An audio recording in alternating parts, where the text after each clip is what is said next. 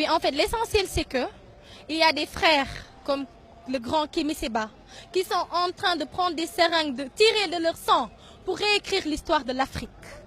Et aujourd'hui, ce rassemblement est un rassemblement historique. Pourquoi? Parce qu'on est en train de réécrire, d'écrire une page dans l'histoire de l'Afrique. Le franc CFA est la plus grande exploitation monétaire qui existe dans le monde.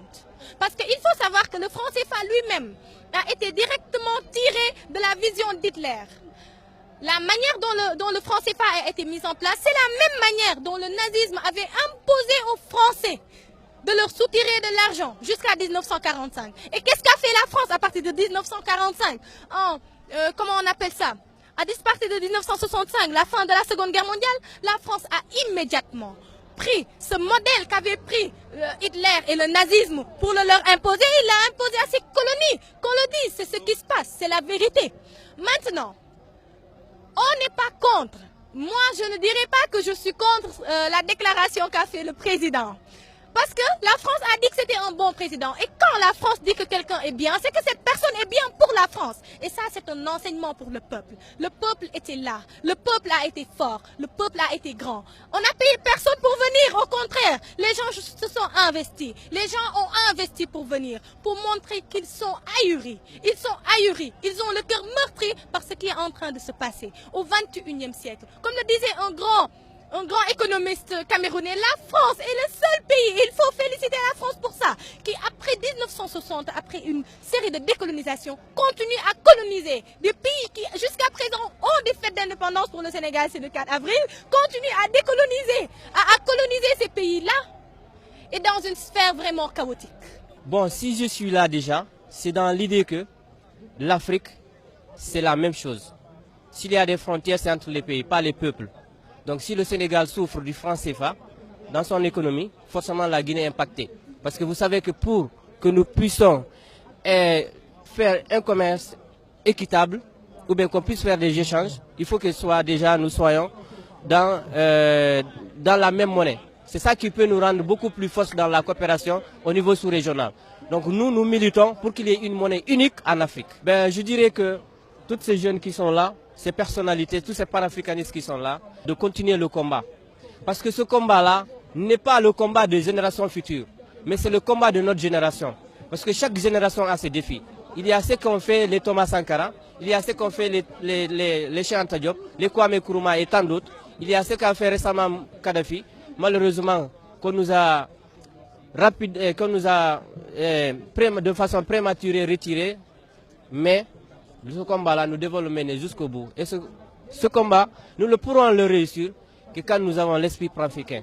C'est-à-dire que nous sommes tous des frères, que tout ce qui se passe en Afrique, ça nous concerne tous, que quand on voit au Sénégal ici quelque chose qui ne va pas, qu'on sache que ça peut toucher la Guinée-Bissau, la Côte d'Ivoire et dans les autres pays de la sous-région. Donc c'est l'union qui fait la force. Il faut que les organisations des jeunesses panafricanistes soient tous unis, qu'ils travaillent en synergie et qu'ils ne baissent pas les bras. Car le combat n'est pas gagné par ceux qui sont les plus forts, mais ceux qui n'abandonnent jamais. Donc on n'abandonne jamais. Le franc CFA n'est pas une monnaie bénéfique pour l'Afrique. On a vu l'exemple des pays qui ont leur souveraineté économique et qui s'en sortent très bien.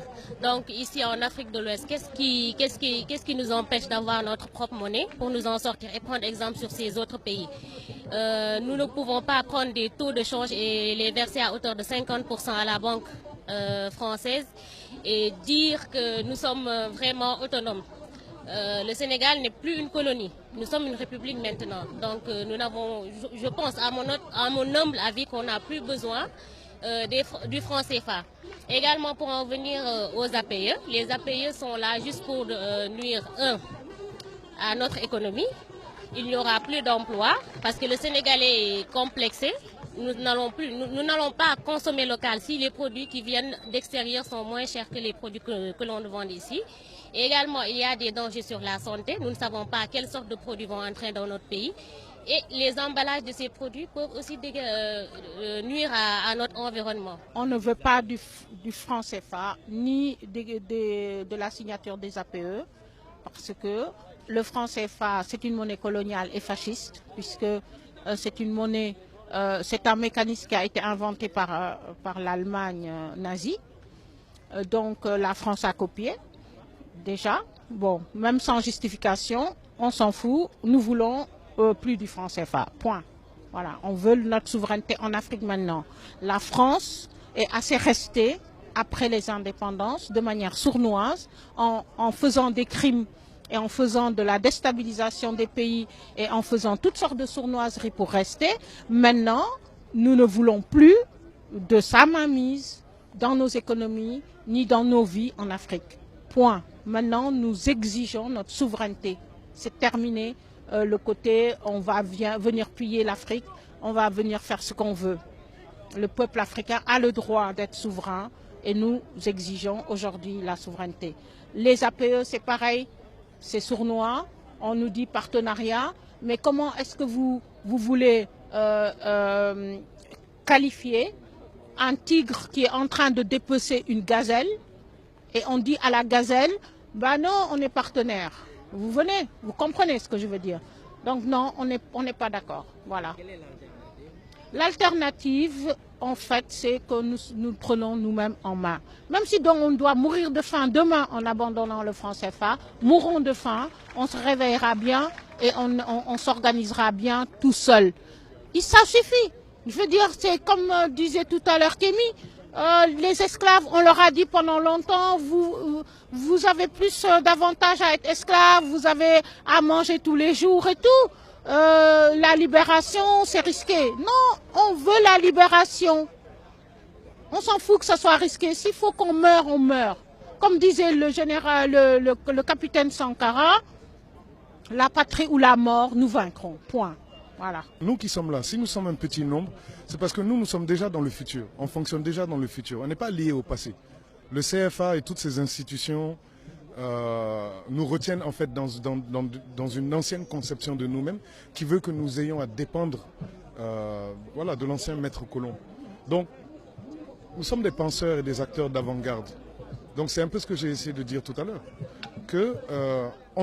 On est déjà souverain, on est déjà indépendant. Il faut maintenant diffuser cette idée, diffuser ce message pour susciter une masse critique.